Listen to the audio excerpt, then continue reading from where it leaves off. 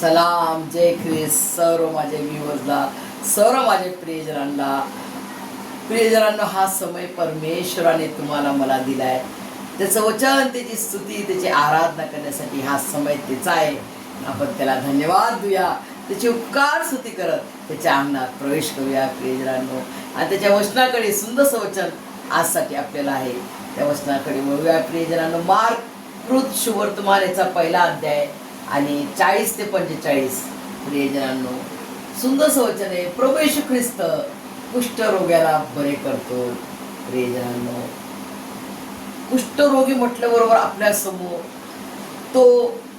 तो आजारी व्यक्ती, तो दुःखी व्यक्ती समोर येतो प्रियजनांनो.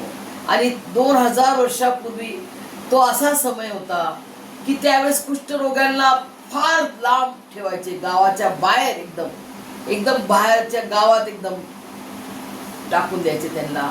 म्हणजे त्यांच्या आणि परिवाराशी आणि कशा समाजाशी नो कनेक्शन अशा रीतीनं त्यांना टाकण्यात यायचं प्रियजनांनो. कारण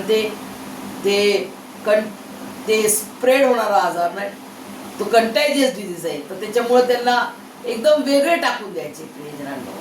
आणि अशा वेळेस प्रियजनांनो प्रभू येशू ख्रिस्ताबद्दल पुष्कळ लोकांनी ऐकलं. आणि त्यावेळेस एक कुष्ठरोगी हिम्मत केली आणि तो प्रभू येशू ख्रिस्त इथून जाणार आहे, तो धावत आला आणि त्याने प्रभू येशू ख्रिस्ताच्या चरणाजवळ गुडघे टेकून, बघा, त्याने गुडघे टेकून त्याला विनंती करून म्हणाला, आपली इच्छा असली तर मला शुद्ध करण्यास आपण समर्थ आहात. किती सुंदर त्याचा विश्वास, आणि किती सुंदर रीतीने त्याने विश्वास धरून प्रभू येशू ख्रिस्ताच्या चरणाजवळ बरोबर घुटणे टेकून आला. प्रियजनांनो, आज तुम्हाला मला हेच करायचं आहे. प्रियजनांनो, किती त्यांनी विश्वास धरला ठाम की प्रभू येशू ख्रिस्ता, तू मला बरं करण्यास, तू मला शुद्ध करण्यास समर्थ आहेस, तू मला शुद्ध करण्यास समर्थ आहेस. आपली इच्छा असेल तर मला शुद्ध कर. प्रियजनांनो, आणि प्रभू येशू ख्रिस्त म्हणतात, माझी इच्छा आहे, शुद्ध हो. प्रियजनांनो, प्रभू येशू ख्रिस्ताला कधीच वाटत नाही की आपण आजारी असावं, आपण दुःखी असावं, आपण निराश असावं, आपण संकटात असावं. प्रियजन, आपण निराश असावं. परमेश्वराला नाही आवडत प्रियजनांनो, कारण तो आपल्यावर खूप प्रीती करतो, कारण तो खूप चांगला आहे, कारण त्याची दया सनातन आहे, तो खूप चांगला आहे, तो खूप गोड आहे. प्रियजनांनो, परमेश्वर खूप चांगला आहे. त्याचा अनुभव आपण घेतो की तो आपल्या हर एक संकटामध्ये, हर एक दुःखामध्ये, हर एक जीवनाच्या परिस्थितीमध्ये तो आपल्या समोर उभा आहे.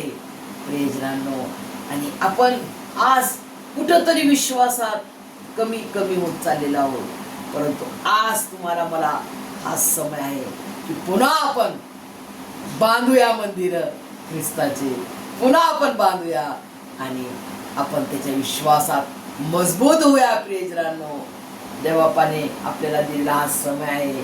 बघा, तो कुष्ठरोगीचा विश्वास, आणि प्रभू येशू ख्रिस्त काय म्हणतो, माझी इच्छा आहे तू शुद्ध हो.